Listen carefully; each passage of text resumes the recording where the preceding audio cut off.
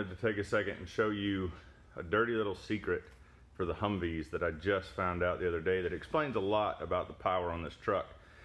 So I swapped in the LY6, which is a 6.0 liter LS motor, 400 horsepower probably, a lot more than the 150 or so that the 6.2 naturally aspirated diesel put out.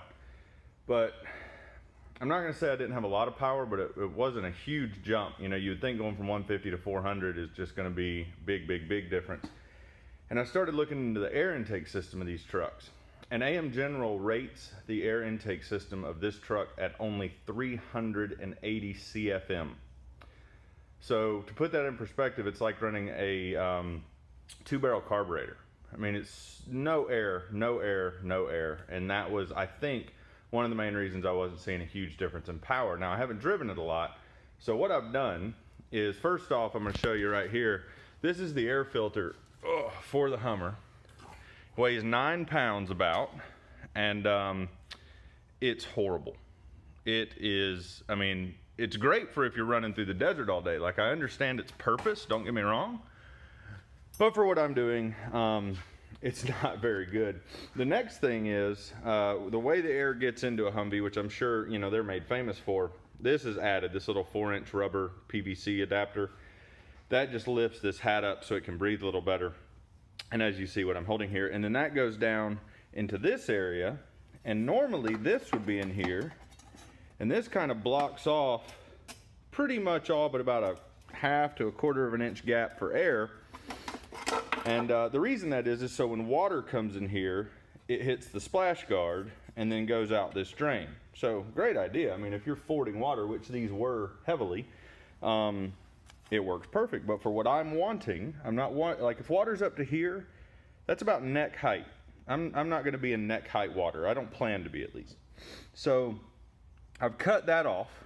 So now air can come down and just go right into the intake. The intake sits here and then comes in, and the next thing it does is it hits a wall, and then I'll show you this in a second, but it hits a wall and then goes around the filter this direction and then gets sucked in and out to the engine. And so what I've done here, instead of hitting a wall, I've drilled a 3.5-inch hole into the air canister, so air will literally come down over in the filter and then out. Now, the only restrictive piece of that left is that filter. So I have a K&N on the way, should breathe a lot better than this thing. And at the end of the day, I'm hoping to get this entire intake system where the motor can breathe. And then the next thing is, when you look at a gas, because in 95 and 96, AM General actually made a gasoline version of the Humvee for civilians. And it had the TBI 350 in it. And what they did is, because this intake system would not breathe well enough, is they put a breather here where it normally would go, but it was smaller.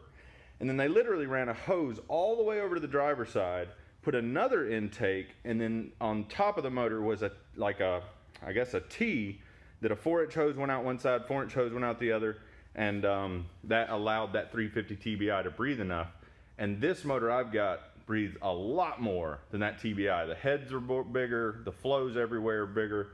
So I'm trying everything I can to get this thing to breathe how it should without really sacrificing the snorkel effect. But I'll tell you another dirty secret about most Humvees. People who don't maintain them. See right here? This is the Airbox. So, you know, there are little gaps in all the seams. And so down here, there's one. In reality, if I were to take this thing underwater and I took it up to even here, water's getting in through all these creases and crimps and, you know, all this gasket. This is 1992. I mean, it just crumbles apart. So, dirty little secret. They really, most of them, unless highly maintained, they can't go far underwater anyway. And I don't plan on flooding this thing up to my neck. So I'm going to make these modifications. I know a lot of you will be upset and tell me why I shouldn't do these things. But I need that thing to breathe. I need all 400 horsepower out of it, because what I lose through the drivetrain is God knows how much.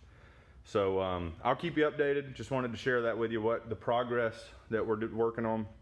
And hopefully this thing will rock and roll. All right, real quick, I forgot to show you the actual intake box.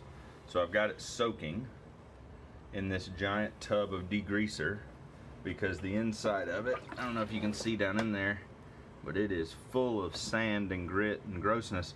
Now that hole, see where that hole is right there? Oh, let me try to get my camera straight. This hole, that wasn't supposed to be there. So normally air comes in this, hits a wall, and then has to come down, and then it gets a little bit of the filter right here. Sorry, I'm camera's all crooked. But now, I've got a nice big hole there that should let plenty of air in there, and also the air can still go down. But should help out a lot.